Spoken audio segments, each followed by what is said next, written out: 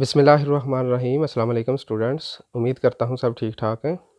Last lecture हमने chapter number 7 start किया था और हमने जो लास्ट लेक्चर्स में टॉपिक्स डिस्कस किए थे वो था सिस्टम, सराउंडिंग, बाउंड्री, इसके बाद स्टेट फंक्शन और इसके बाद इंटरनल एनर्जी। थोड़ा सा रिव्यू करते हैं। सबसे पहले हमने पढ़ा था सिस्टम, तो anything under observation for arguments या anything that are tested in laboratory या anything that is under consideration is known as system. यानी हमारी इस कायनात में हर वो एरिया जो हमारी बहस का मौजू हो, जिसके ऊपर हम काम कर रहे हैं, जिस पर काम कर रहे हैं, वो हमारा कहलाता है सिस्टम। और सिस्टम को छोड़ के उसका इर्द गिर्द का जितनी भी सराउंडिंग होगी, वो उसका मतलब इर्द गिर्द का जो भी एरिया होगा, पूरी यूनिवर्स, वो उसकी कहलाएगी सराउंडिंग। और वो पॉइंट जो हमें सेपरेट करता है, या वो पॉइंट जो सेपरेट करता है एक सिस्टम को सराउंडिंग से, उस पॉइंट को हम बोलते हैं बाउंड्री। इसके बाद हमने पढ़ा था स्टेट फंक्शन। ये ऐसी वैल्यूज़ होती हैं जो हम डायरेक्टली मेजर तो नहीं कर सकते, चेंज इन मेजर कर सकते हैं, यानी with the help of initial values and final values. तो ऐसे फंक्शंस को स्टेट फंक्शंस कहते हैं। टेम्परेचर था, वॉल्यूम था, प्रेशर था, इंटरनल एनर्जी थी और एंथैल्पी थी। इसके बाद हमने डिस्कशन की थी इंटरनल एनर्जी। तो मैंने आपको बताया था हमारे पास कोई भी मॉलिक्यूल हो केमिस्ट्री में तो उसमें दो तरह की एनर्जीज होती हैं। एक होती है काइनेटिक एनर्जी, जो due to vibrational, rotational, translational motion की वजह से होती है। और दूसरी हमने पढ़ी थी पोटेंशियल एनर्जी, जो ड्यू टू अट्रैक्टिव फोर्सेज होती हैं। दोनों किस्म की मैंने अट्रैक्टिव फोर्सेज बताई थी, चाहे वो केमिकल बॉन्ड है, चाहे वो वंडर वाल फोर्सेज या इंटर मालिकुलर फोर्सेज है। फिर इंटरनल एनर्जी में मैंने आपको बताया था कि हम इसको भी डायरेक्टली मेजर नहीं कर सकते, क्योंकि ये स्टेट फंक्शन होता है। तो हम चेंज इन एनर्जी फाइंड करते हैं in the form of heat and work. Then हमने हीट को डिफाइन किया था कि ये किसी भी बॉडी की वो प्रॉपर्टी होती है जो या तो ट्रांसफर होती है from hotter to colder body, या जिसकी मदद से हम डिस्टिंग्विश कर सकते हैं between hotter body and colder body. और हीट में मैंने आपको बताया था, यानी जो एनर्जी ट्रांसफॉर्म होती है वो हीट और वर्क्स की वजह से होती है। तो हीट के दो साइन बताए थे। अगर रिएक्शन एक्सोथर्मिक होगा तो वो हीट का साइन नेगेटिव होगा, और अगर वही रिएक्शन एंडोथर्मिक होगा तो हीट का साइन पॉजिटिव होगा। देन हमने डिस्कस किया था वर्क। तो मैंने आपको बताया था वर्क होता है product of force and displacement, लेकिन केमिस्ट्री में मोस्टली जो हमें वर्क का सामना होता है वो pressure and change in volume work होता है। और वर्क का भी मैंने आपको बताया था कि if work is done on the system, sign of work is positive, और if work is done by the system, sign of work is negative. तो उसी को हम कंटिन्यू करेंगे और आज हम पढ़ेंगे फर्स्ट लॉ ऑफ थर्मोडायनामिक। तो फर्स्ट ऑफ ऑल आप इसको कह सकते हैं, it is also called as law of conservation of energy. Law of conservation of energy क्या होती है कि एनर्जी ना तो क्रिएट होती है ना ही डिस्ट्रॉय होती है, बल्कि वो एक फॉर्म से दूसरी फॉर्म में चेंज होती है। इसको हम कहते हैं law of conservation of energy. और लॉ ऑफ थर्मोडायनामिक्स को भी इसी सेंस में ही बोलेंगे, सिर्फ हम इसमें ऐड लफ्ज़ करेंगे सिस्टम का और सराउंडिंग का। यानी आप ये कहेंगे कि एक सिस्टम ना तो हीट को प्रोड्यूस करता है ना ही हीट को डिस्ट्रॉय करता है, ठीक, जस्ट वो हीट को एक फॉर्म से दूसरी फॉर्म में ट्रांसफॉर्म करता है। यानी या वो हीट को सिस्टम भेज देता है सराउंडिंग में, या सराउंडिंग से हीट को ऑब्जॉर्व कर देता है। लेकिन अगर हम ओवरऑल एनर्जी चेक करें सिस्टम की और सराउंडिंग की भी, तो वो कांस्टेंट होगी, उसमें कोई नई क्रिएशन या कोई डिस्ट्रक्शन नहीं होगी। ठीक हो गया। यानी ये हो सकता है कि सिस्टम से हीट सराउंडिंग में चली जाए, इन दिस केस सिस्टम की जो एनर्जी है वो कम होगी तो हम बोलेंगे डिस्ट्रॉय हो गई है, लेकिन ऐसा होता नहीं है, बल्कि वो सराउंडिंग में चली जाती है। जब हम उसके साथ सराउंडिंग का भी सम लेंगे तो वो दोनों इक्वल होंगी। सिमिलरली समटाइम ऐसा होता है कि जो सिस्टम है वो हीट को ऑब्जॉर्व करता है, तो हमें ऐसा लगता है कि एनर्जी क्रिएट हुई है, तो इस सूरत में भी क्रिएट नहीं होती, बल्कि वो सराउंडिंग से किधर आ जाती है, सिस्टम में। तो this is called first law of thermodynamic. तो चेक करें जी, the first law of thermodynamic also called as law of conservation of energy states that energy can neither be created nor destroyed but can change from one form to another. In other words, a system cannot destroy or create energy, however it exchange energy within the surrounding in the form of heat and work. तो यहाँ तक आप definition करेंगे दोनों, एक law of conservation of energy और एक first law of thermodynamic. Thus energy change is sum of both heat and work, so that total energy of system and its surrounding remains constant. अब हम एक example करेंगे। हम consider करते हैं कि हमारे पास क्या है, एक सिलेंडर है, ठीक, ये एक सिलेंडर का मूवेबल पिस्टन है। इस सिलेंडर के अंदर हमने कुछ क्वांटिटी ऑफ गैस को फिल किया। हम क्या करते हैं, इसको कुछ अमाउंट में हीट प्रोवाइड करते हैं। जब हम इसको हीट प्रोवाइड करेंगे तो सिस्टम वर्क करेगा, इसकी इंटरनल एनर्जी चेंज होगी। लेट से बिफोर सप्लाइंग हीट उसकी एनर्जी E1 है, आफ्टर सप्लाइंग हीट वे जो पिस्टन है थोड़ा सा अपवर्ड मूव करेगा, इसको मैं ऐसे डॉटेड लाइन से रिप्रेजेंट कर रहा हूँ, यानी हम बोलेंगे कि उसने वर्क किया, अब उसकी जो एनर्जी होगी दैट इज़ E2, तो हम डेल ई फाइंड कर लेंगे E2 माइनस E1। तो चेक करें जी, consider a gas enclosed in a cylinder having frictionless piston. Frictionless piston mean जो अप डाउन मूव कर सकता है। When a quantity of heat is supply to system, system को हम हीट सप्लाई करते हैं, internal energy E1 changes from E2 and piston move upward, उसकी energy change होगी, अपवर्ड मूव करेगा। The change in internal energy delta E can given by following equation, तो delta E is equal to E2 minus E1, और क्योंकि हमने heat दी, system ने work किया, तो del E also is equal to Q plus W. Q is heat, W is equal to work. ठीक हो गया, तो del is equal to heat plus work. अब अगर वर्क देखें तो work is done by the system, तभी वो एक्सपैंड हुआ, तो हीट की जगह क्यू लगाएंगे और वर्क की जगह हम लगाएंगे माइनस पी डेल्टा वी, तो ये वैल्यू चेंज होगी। देखें in this equation Q represent the amount of heat absorb by system, we is work done by the system. ठीक हो गया, तो work is done on the system हो तो साइन मैंने बताया था positive, done by the system sign होगा नेगेटिव। तो W is pressure volume work, और इसमें मैंने आपको लास्ट लेक्चर में बताया था कि प्रेशर और चेंज इन वॉल्यूम हम बोलेंगे कि product of pressure and change in volume is equal to work, तो वर्क की जगह उसकी वैल्यू पुट करेंगे। ठीक हो गया, ये हमारे पास बन गई इक्वेशन नंबर 2। इसमें हम फर्दर चेंजिंग क्या कर सकते हैं कि अगर हम पिस्टन को ओरिजिनल पोजीशन के ऊपर फिक्स कर देते हैं, यानी क्या इस बात का मतलब है, ये दोनों देखें, ये उसकी इनिशियल स्टेट थी, ये उसकी फाइनल स्टेट थी, वॉल्यूम चेंज हुआ जो डेल वी है। अब हम क्या करते हैं, एक ऐसा सिलेंडर लेते हैं जिसका पिस्टन फिक्स है। अब क्या होगा, जब हम हीट हमने इसको सप्लाई नहीं की होगी, इसकी इंटरनल एनर्जी E1 होगी, जब हम इसको हीट सप्लाई करेंगे एनर्जी चेंज होकर E2 बनेगी, लेकिन इसका वॉल्यूम जो है वो चेंज नहीं होगा। तो इसका मतलब है हमारे पास जो डेल वी होगा कांस्टेंट होगा, और इसकी वैल्यू किसके इक्वल होगी, ज़ीरो।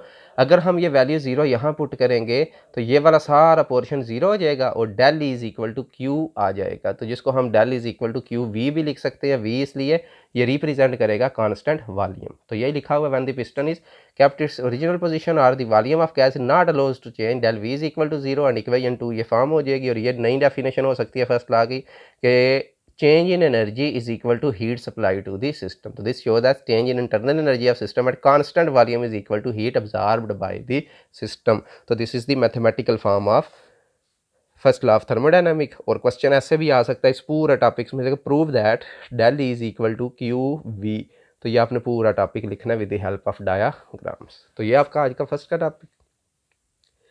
सेकंड टॉपिक, सारी सिचुएशन सेम होगी, जस्ट जब भी लफ्ज़ याद रखना है आपने, जब भी हमारे पास लफ्ज़ यूज़ होता है enthalpy, it mean at constant atmospheric pressure.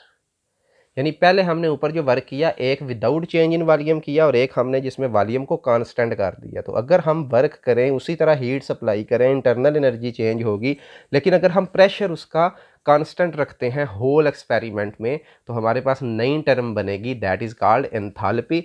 और एंथैल्पी का सिंबल जो होगा वो कैपिटल ई होगा, क्योंकि ये भी स्टेट फंक्शन है, और ये इक्वल होगी सम ऑफ इंटरनल एनर्जी, एंथैल्पी का symbol H, internal energy E, sum of internal energy and product of pressure and volume. This is known as enthalpy. या when work is done on the system या by the system at constant pressure, this is known as enthalpy. तो enthalpy को check करें जी। Again consider the same process described above. Quantity of heat is given to the system which is now kept at constant atmospheric pressure. तो क्या होगा, part of heat is used to increase the internal energy of gas and rest is used to do work on the surrounding, और work is done by the gas और when expand against constant pressure, तो इसके लिए हम कहते हैं to take account the increase of internal energy accompanying work done by the gas, another property of system is called enthalpy or heat content। तो कहता है अगर हम कांस्टेंट प्रेशर पे ये वर्क चेंज चेक करेंगे तो अब हमारे पास जो टर्म बनेगी वो एंथैल्पी बनेगी। डेफिनेशन इसकी यहाँ से स्टार्ट होगी, it is represented by h और it in general enthalpy is equal to internal energy E plus product of pressure and volume, जैसे कि मैंने ऊपर आपको ये फार्मूला बताया है। चेंजिंग क्या करेंगे, अगेन मैंने आपको भी लेक्चर के स्टार्ट में बताया था कि जो एंथैल्पी होती है वो भी स्टेट फंक्शन है। इट मींस हम इसको भी डायरेक्टली मेजर नहीं कर सकते, तो चेंज इन एनर्जी फाइंड करते हैं। तो चेक करें जी, enthalpy is a state function, it is measured in joule, not possible to measure enthalpy of system in given state, however change in enthalpy can be measure. तो क्योंकि अब change in है तो हम सारी वैल्यूज़ को चेंज करेंगे, यानी एच बन जाएगा डेल एच या डेल्टा एच, ई बन जाएगा डेल्टा ई और डेल्टा पी और वी। ठीक हो गया। अब इस चीज़ को अगर आप चेक करें तो ये तो ठीक है उस एज इट इज़, ये भी as it is. Change in या तो होगा प्रेशर या होगा वॉल्यूम, यानी डेल्टा दोनों से मल्टीप्लाई होगा। और हमें पता है हम जो टर्म यूज़ कर रहे हैं दैट इज़ एंथैल्पी, और इसमें प्रेशर कांस्टेंट है, इट मीन डेल पी हमारे पास किसके इक्वल होगा, ज़ीरो। तो ये वाला जो सारा फंक्शन है वो ज़ीरो के इक्वल होगा। अब हमारे पास आ जाएगी value del H is equal to del E plus P del V. ठीक हो गया। तो ये इक्वेशन नंबर 4, यानी enthalpy is equal to sum of change in internal energy and sum of change in internal energy and product of pressure and change in volume. ये इसको इस तरह मैथमेटिकली डिफाइन कर सकते हैं। आगे सुने जी, in case of liquids and solids change in state is not cause significant volume change. यानी इस बात का क्या मतलब है, अगर गैस हो वो तो वॉल्यूम चेंज करती हैं, लेकिन अगर सॉलिड या लिक्विड हो तो उसमें इतना खास वॉल्यूम चेंज नहीं होता। तो अगर उस सॉलिड और लिक्विड की बात करेंगे तो वॉल्यूम में बिल्कुल निग्लिजिबल चेंज अगर आएगी तो हम बोलेंगे ऑलमोस्ट जो हमारे पास डेल वी होगा वो भी ऑलमोस्ट इक्वल टू कितना होगा, ज़ीरो। तो इसका मतलब ये हुआ अगर del is equal to zero हो जाता है तो चेक करें ये पोर्शन भी ज़ीरो होगा, तो फिर हमारे पास जो डेल एच होगा वो इक्वल होगा डेल ई।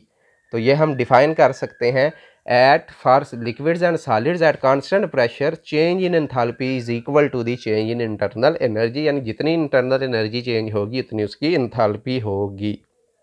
अब हम क्या करेंगे, इक्वेशन नंबर 4 में हमें पता है कि जो डेल ई है उसका भी हमने ऊपर फार्मूला पढ़ा था, del is equal to Q plus W, और डब्ल्यू की जगह हमने लगाया था माइनस पी डेल वी। तो अब हम ये वैल्यू अगेन इधर पुट करेंगे तो देखें क्या चेंजिंग आएगी।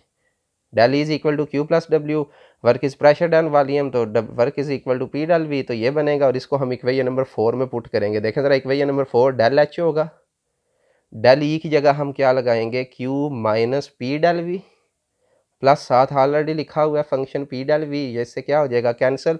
तो del H is equal to Q P, P अब क्यों लगाया, क्योंकि हम एंथैल्पी पढ़ रहे हैं और एंथैल्पी होता है एट कांस्टेंट प्रेशर। तो ये हमारे पास वैल्यूज़ बनेगी, since pressure is constant therefore, तो ये वैल्यू बनेगी। दिस शोज दैट, यानी अब ये वैल्यू क्या शो कर रही है, change in enthalpy is equal to heat content. अब यहाँ कन्फ्यूज नहीं होना, ऊपर हमने सिर्फ पढ़ा था del is equal to Q V, internal energy of change in internal energy of system is equal to heat supplied at constant volume. ये है del H is equal to Q P, change in enthalpy is equal to the heat at constant pressure. तो ये हमारे पास final form बनेगी। इसके बाद ये example check करनी है, यही सेम फार्मूलाज लगे हुए हैं, ठीक है। एंथैल्पी वाला वो आपने फार्मूला पुट करना है और इस न्यूमेरिकल को आपने सॉल्व करना है। कोई मसला हुआ इसमें तो क्वेश्चन आप लोग पूछ सकते हैं। इसके बाद हम एंथैल्पी की टाइप्स पढ़ेंगे। एक बात याद रखें, तमाम रिएक्शंस में प्रेशर जो होगा, क्योंकि एंथैल्पी है तो हो हम केप्ट रखेंगे 1 एटमॉस्फेरिक, अमूमन नंबर ऑफ मोल हम रखेंगे 1, और टेम्परेचर हमारे पास इनिशियल होगा room temperature that is 25 degree Celsius या 298 केल्विन। ये कंडीशन तमाम डेफिनेशन में आप लिखेंगे, इनको आप कह सकते हैं स्टैंडर्ड टेम्परेचर एंड प्रेशर। तो कोई भी रिएक्शन, कोई भी प्रोसेस अगर हम स्टैंडर्ड टेम्परेचर एंड प्रेशर पे करते हैं, उस दौरान जो भी हीट की अमाउंट रिलीज़ हो या एब्जॉर्ब हो उसे हम बोलते हैं एंथैल्पी। तो एंथैल्पी की कुछ टाइप्स हैं, चेक करें। ये सारी types definition with the help of example करनी है। तो चेक करें enthalpy of reaction. What is reaction, आपको पता होना चाहिए, जिसमें रिएक्टेंट्स रिएक्ट करते हैं, प्रोडक्ट्स बनाते हैं। तो अगर ध्यान से सुनिएगा, अगर रिएक्टेंट रिएक्ट करें प्रोडक्ट बनाएं तो जो हीट रिलीज या अब्जॉर्ब होगी उसे बोलेंगे हीट ऑफ रिएक्शन।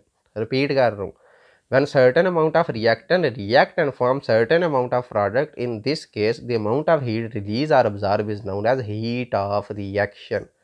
लेकिन अगर ये मैं बोलूँ कि ऐसा the process in which certainly 1 mole of reactant completely react to give 1 mole of product at standard temperature and pressure, so this is known as enthalpy of reaction।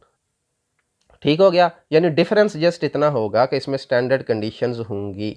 अगली बात भी आपने याद रखनी है, हमारे पास प्रोसेस 2 होते हैं, एक एक्सो और एक एंडो। तो एक्सो और एंडो में थोड़ा सा डिफरेंस देखिएगा।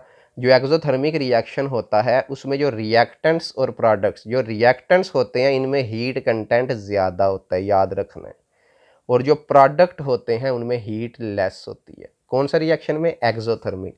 इसका मतलब है रिएक्टेंट की हीट जो है वो क्या करती है, सिस्टम से चली जाती है सराउंडिंग में, तब जाके क्या बनते हैं, प्रोडक्ट्स।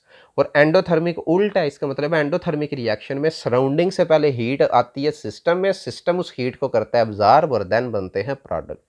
रिपीट कर रहा हूँ, एक्सोथर्मिक रिएक्शन में रिएक्शन का हीट रिएक्टेंट का हीट कंटेंट ज़्यादा होता है, प्रोडक्ट का हीट कंटेंट कम होता है। ये रिएक्शन उस वक्त होगा जब क्या होगा, हमारे रिएक्टेंट यानी सिस्टम हमारा कुछ हीट सराउंडिंग में भेजेगा, रिएक्शन कंप्लीट हो जाएगा। और एंडोथर्मिक रिएक्शन में हमारे रिएक्टेंट पहले सराउंडिंग से हीट ऑब्जर्व करेंगे, देन वो प्रोडक्ट में चेंज होंगे, तो उनमें प्रोडक्ट का हीट कंटेंट मोर होता है। एनीवे चेक करें जी, एंथैल्पी ऑफ रिएक्शन की फिर क्या डेफिनेशन है। Standard enthalpy of reaction del H naught is enthalpy change occur when certain number of mole of reactant are indicated in balanced chemical equation react together to give product under standard condition। ये standard condition है। नीचे example check करें water का कि 2 mole of hydrogen है, 1 मोल oxygen है, 2 मोल water बना रहा है, तो -285 यानी नेगेटिव साइन, इट मीन जब वाटर बनेगा तो इतने अमाउंट में हीट रिलीज होगी। ये वो मैं आपको बात बता रहा था कि एक्सोथर्मिक में रिएक्टेंट की जो हीट कंटेंट है वो ज़्यादा होता है, प्रोडक्ट का कम, और एंडो में देखें प्रोडक्ट का हीट कंटेंट ज़्यादा, रिएक्टेंट का कम। जी इंथैल्पी ऑफ फॉर्मेशन, नेम पे फोकस करें। फॉर्मेशन तो इसका क्या मतलब है, ऐसा प्रोसेस जिसमें एक कंपाउंड बने, उसके कंपाउंड बनने के दौरान जो हीट रिलीज या ऑब्जर्व होगी, that is heat of formation. लेकिन इंथैल्पी ऑफ फॉर्मेशन क्या होगा, यही सेम प्रोसेस लेकिन at standard temperature and pressure. तो चेक करें, standard enthalpy of formation of compound is amount of heat observe by revolve when 1 mole of compound is form from its element denoted by delta HF। ये sign याद रखना है। और आगे values देखें, जिस तरह मैग्नीशियम ऑक्साइड बनेगा तो -692, इट मीन इतनी हीट रिलीज होगी। कार्बन डाइऑक्साइड जब बनेगी तो इतनी हीट रिलीज होगी, यही हीट ऑब्जर्व भी हो सकती है। नेक्स्ट देखें, आटोमाइजेशन। आटोमाइजेशन एटम से निकला है, तो क्या होगा, दो डेफिनेशन इसकी हो सकती हैं, या एक मोल मॉलिक्यूल ब्रेकअप हो और वो 1 मोल एटम में चेंज हो जाए, उस सूरत में जो हीट रिलीज या ऑब्जर्व होगी दैट इज आटोमाइजेशन। या 1 मोल या 1 से ज़्यादा मोल एटम्स हों, वो मिल के 1 मोल मॉलिक्यूल बना दे, तो वो भी आटोमाइजेशन होगी, सिर्फ साइन का डिफरेंस होगा। तो चेक करें जी, standard enthalpy of atomization of element is defined as amount of heat absorbed when 1 mole of gaseous atom is form from its element under standard condition. ये donated by delta AT, atomization का symbol और example. ठीक हो गया। Neutralisation, दो neutralisation का पहले मतलब आपको पता होना चाहिए कि जब एसिड और बेस रिएक्ट करें, एक दूसरे के इफेक्ट को कैंसिल आउट करें, ठीक, साल्ट एंड वाटर बनाते हैं, प्रोसेस को बोलते हैं न्यूट्रलाइजेशन। यहाँ हम कैसे डिफाइन करेंगे, हमारे पास हाइड्रोजन आयंस आए एसिड से, 1 mole of hydrogen ion of acid, और हाइड्रोक्साइड आयन आए from 1 mole of hydroxide from base, react together and form 1 mole of water. यानी एसिड से हाइड्रोजन आए, बेस से हाइड्रोक्साइड आए, 1 मोल ये वाटर बनाए, तो इस दौरान जो हीट रिलीज होगी इसको बोलेंगे एंथैल्पी ऑफ न्यूट्रलाइजेशन। तो ये एंथैल्पी ऑफ न्यूट्रलाइजेशन करनी है। कंबस्चन, नाम पे फोकस करें, जब भी कोई कंपाउंड बर्न होगा at standard temperature and pressure, तो उस सूरत में जो हीट रिलीज, पहले हम लिखते थे इवाल्व्ड और ऑब्जर्व्ड, लेकिन कंबस्चन जब भी होती है हमेशा हीट रिलीज होती है, तो इसमें इवाल्व्ड और ऑब्जर्व्ड नहीं लिखना, जस्ट इवाल्व्ड लिखना है, तो अंडर स्टैंडर्ड कंडीशंस। तो ये एंथैल्पी ऑफ कंबस्चन है, जैसे कि एथानॉल की लिखी हुई है। लास्ट है हमारे पास एंथैल्पी ऑफ सॉल्यूशन। तो क्या होगा, हमने सोल्यूट ऐड करना है सॉल्वेंट में, ठीक, सोल्यूट की सर्टेन अमाउंट आपने ऐड किस में करनी है, सॉल्वेंट में, उस वक्त तक जब तक, यानी आपने सॉल्वेंट की अमाउंट इस सोल्यूट में उस वक्त तक बढ़ाते जाना है जब तक कोई सिग्निफिकेंट हीट चेंज नज़र ना आए।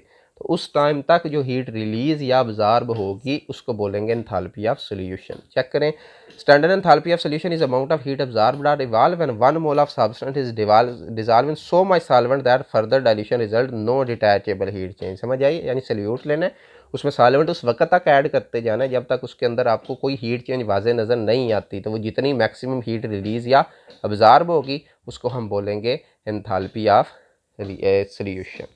ठीक हो गया। लास्ट टॉपिक हमारा जो हम नेक्स्ट करेंगे, मेजरमेंट ऑफ एंथैल्पी। अभी तक तो हमने एंथैल्पी पढ़ी, एंथैल्पी की टाइप्स पढ़ी, तो इस एंथैल्पी को मेजर भी किया जा सकता है, चेंज एंथैल्पी को मेजर किया जा सकता है। तो वो कैसे मेजर करेंगे ये इंशाल्लाह हम नेक्स्ट लेक्चर में करेंगे। तो तब तक के लिए अल्लाह हाफिज़, थैंक यू वेरी मच।